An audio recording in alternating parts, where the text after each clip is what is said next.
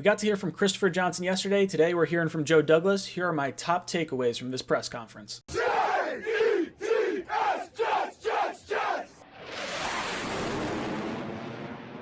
Welcome to Jets Talk. My name is Ryan. I'll be your pilot today. If you're new here, hit that subscribe button. If you've been here before, welcome back. I love having you here.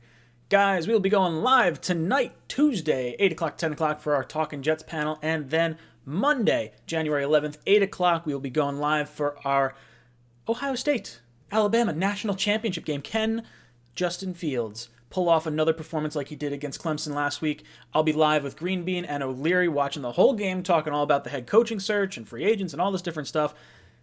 Look forward to it. Hope you guys tune in for that. But let's move on to our topic today. We're talking Joe Douglas. Let's jump into some of the comments. We win and we lose as a team. That's all of us. Says this was a difficult season for everyone. We want this to be part of our story, not our story. Every player on this team, the same thing that Christopher Johnson said yesterday, we want winners in this building. We should want to win every single game. I know the fans want to see losses, and we wanted to get that number one overall pick, but this is, the right company line to say you want winners in here. Heck, look at all the hate that Doug Peterson is getting in Philly right now. He is getting chewed up for throwing a game just to get a better draft pick. So you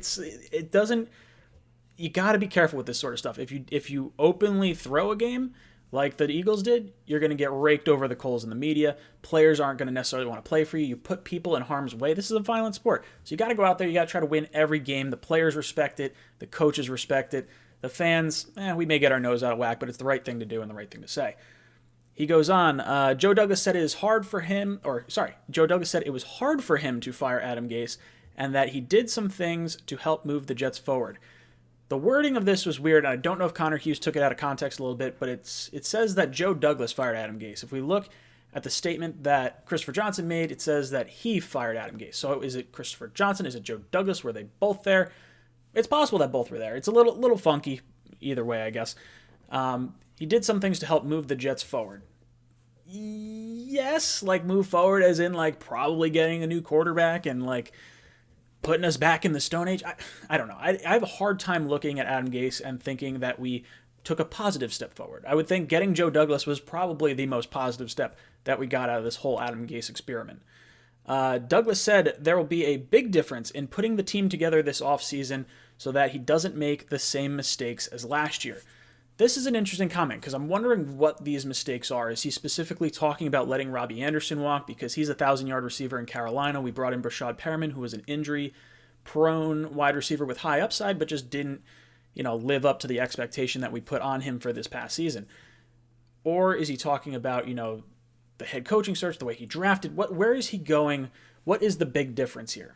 That to me is going to be what's interesting. I think I'll get into it a little bit more in the comments in just a second, but for me, it's retaining free agents. It's building maybe some higher names into the free agency because last year we kind of went bargain bin shopping, which I'm not opposed to. I think it was an all right move to make, and I think this year with all the cap space and all the other teams with very limited cap space, we're going to be in prime position to get some really big time talent in here.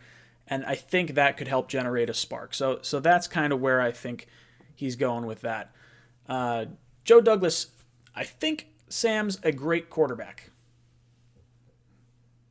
He thinks he's a great quarterback. Did you read that? That doesn't say he's our franchise quarterback, our quarterback of the future. He goes on, and then Douglas says the new coach will be a big part of the quarterback decision.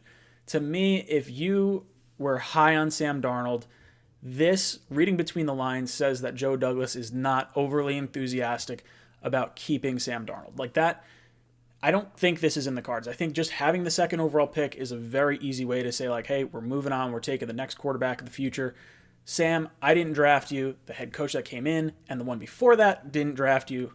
I think we love you. You're a great quarterback. We think you could be a great quarterback, but your time in New York here is most likely done. And I'm just going to say this to try and protect your trade value. That's basically how I read this, and it's going to be interesting. I think he's going to be a lot of posturing throughout now and when it's actually done. Because you look at his comments about Jamal Adams last year, and he was very complimentary of Jamal. Oh, I want Jamal to be a Jet for life. We're going to work on his contract and all this other stuff.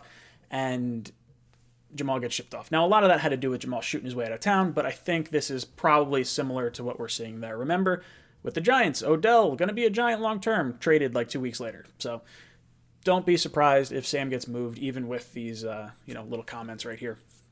Then he says, Joe Douglas mentioned that they're going to look for a good leader who has a clear vision for this team's future. Said integrity, leadership, communication, and also are also key traits they'll be looking for. Doesn't have to have previous head coaching experience. They said they'll cast a wide net. So that's exactly what we heard from Christopher Johnson yesterday. They are looking to cast a wide net. It's going to be a long process. It could be a fast process if they find like the guy they really like and covet, but it sounds like they're going to take their time. They're going to do their due diligence.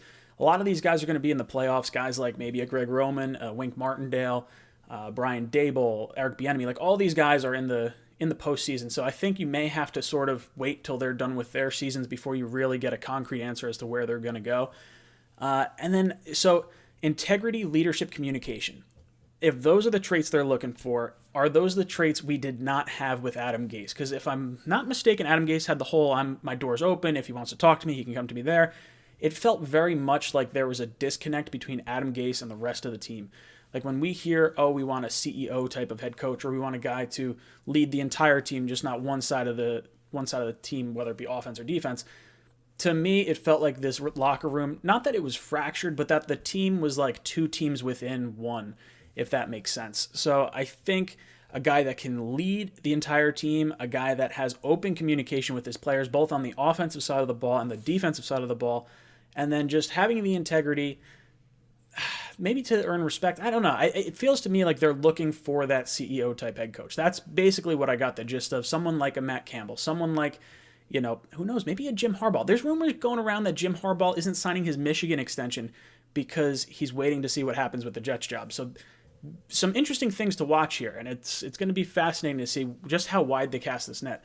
Not going to need head coaching experience is good for me because I really like Brian Dable a lot.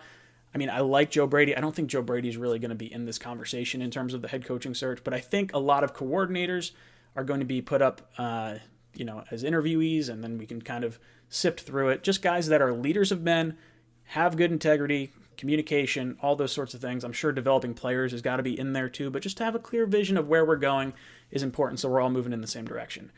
And then the last little tidbit that I really like, he says, Joe Douglas says re-signing Marcus May is a priority for the Jets this offseason. I love hearing that because Marcus May should absolutely be the first player we try to sign of our own team. Like, I really like Brian Poole a lot. I hope we retain him, but Marcus May is the leader that stepped up when we traded away Jamal Adams. And he had a really good year. He's definitely the leader on this defense. He deserves a long-term contract. I'd love to see like a 4-year, $40 million deal. Now with this, I have to say, I think May, if I were Marcus May, here's what I would do. If I wanted to be here long term, I would work on the contract. But because everything's so volatile, you don't know what's going on with the quarterback situation. You don't know what's going on with the head coaching situation. Free agents, everything could be up in the air. And I think if I were Marcus May, I would probably say, hey, look, I kind of want to see what's going on for next year. Why don't you franchise tag me? We'll work through it, and then we'll reassess next season. So I think May would like to get a deal worked out long term. I think Douglas would like to get a deal worked out long term. But I think because of how everything's working, I would probably think the move is going to be to franchise tag him, just because if I were May, I wouldn't try to sign a deal right now because there's a lot of other really good opportunities that you could look towards. And in your, 4 years as being a Jet, the Jets really haven't done anything, that makes you lead. It doesn't, in your 4 years here, nothing the Jets have done makes me believe that they're going to go in a winning direction. Like if I'm Marcus May, that's what I'm sort of looking at. So for me, I love that Joe Douglas is saying this. I hope it works out, and I really hope we retain him.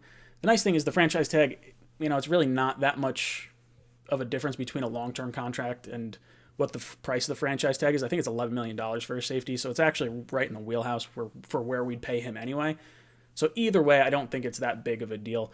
But I like it. I like basically all the comments that I heard here. I think it's, sort of exactly what I expected to hear. I wasn't expecting any, groundbreaking news or anything like that. But guys, let me know what you think of the comments made by Joe Douglas. Am I reading between the lines incorrectly? Am I reading it the right way? I don't know. Let me know in the comments down below. And as always, go Jets.